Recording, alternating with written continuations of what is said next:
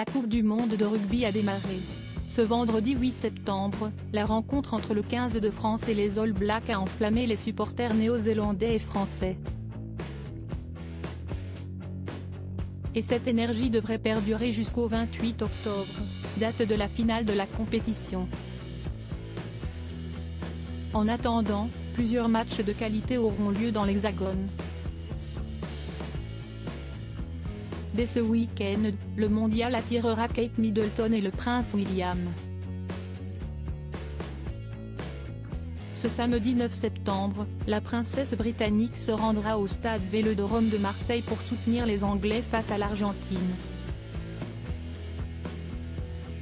Dimanche, son mari supportera l'équipe de Galles contre les Fidji à Bordeaux.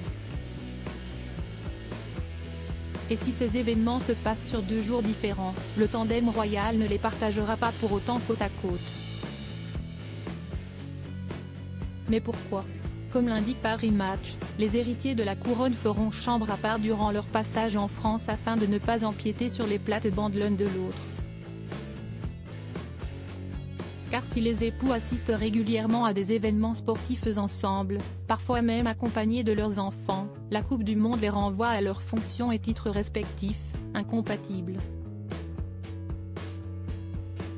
Devenu patron de la Welsh Rugby Union à la fin 2016, succédant ainsi à sa grand-mère, la défunte Elisabeth II, le fils aîné de Charles III ne peut être présent au match des Anglais.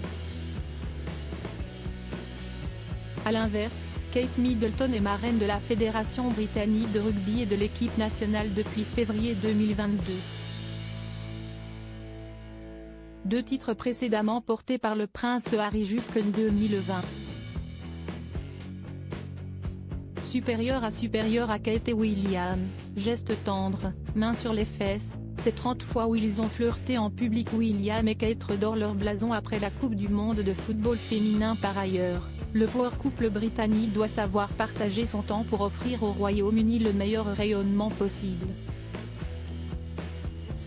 La présence ultra-médiatisée de William et Kate outre-Manche est, de plus, une manière de faire oublier à leur peuple la polémique déclenchée par leur absence en Australie pour soutenir les Lyonnaises en août dernier.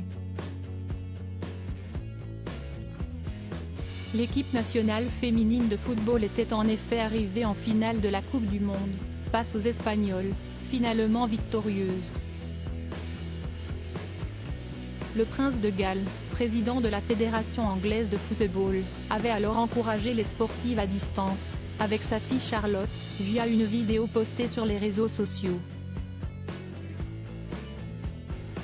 La première fois que le duc et la duchesse de Cornouailles s'étaient rendus en France de manière officielle, c'était en mars 2017, pour supporter l'équipe du pays de Galles face à la France, en clôture du tournoi des 6 nations.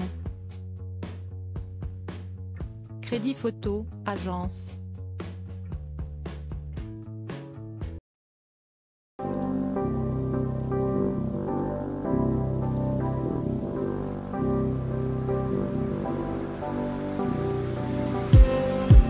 Just need some that will wake me up enough to fight, 'cause you let me down it for me to not let me count the minutes. I just need some